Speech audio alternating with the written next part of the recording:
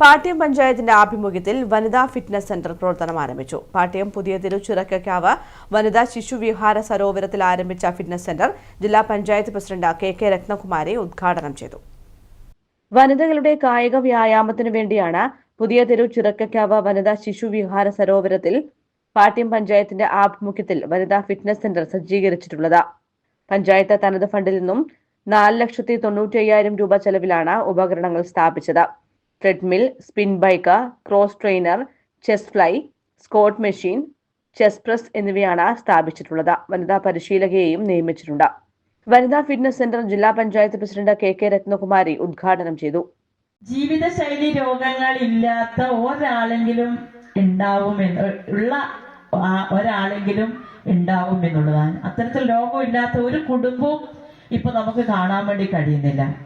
അപ്പൊ അങ്ങനെ വരുമ്പോഴും നമ്മൾ സ്ത്രീകൾ നമ്മളെ ആരോഗ്യത്തെ പറ്റി വേണ്ടത്ര ആലോചിക്കുന്നില്ല, അല്ലെങ്കിൽ അതിന് പ്രാധാന്യം കൊടുക്കുന്നില്ല എന്നുള്ളതാണ്. നമ്മൾ വീടിനകത്തുള്ള ജോലികളിലെല്ലാം ഇങ്ങനെ അകപ്പെടുന്നതുകൊണ്ട് നമ്മളെല്ലാം വിചാരിക്കും നമ്മൾ പൂർണ്ണസമയം പണിയെടുക്കലാണല്ലോ, ഇതാണല്ലോ അധ്വാനം എന്ന് വിചാരിക്കും. പക്ഷെ പഴയ കാലത്തിൽ നിന്നുള്ള കായികമായുള്ള നമ്മുടെ അധ്വാന ശേഷി കുറഞ്ഞു.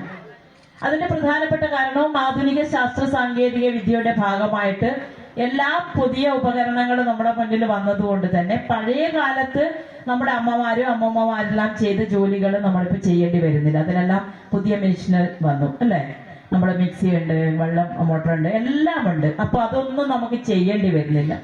അപ്പൊ അതാണ് ഇവിടെ ഇപ്പൊ നമ്മൾ വെള്ളമെടുക്കുന്ന പോലത്തെ സാധനം എന്ന് പറഞ്ഞ് ഇവിടെ നമ്മളെ കാണിച്ച ഒരു മെഷീനറി.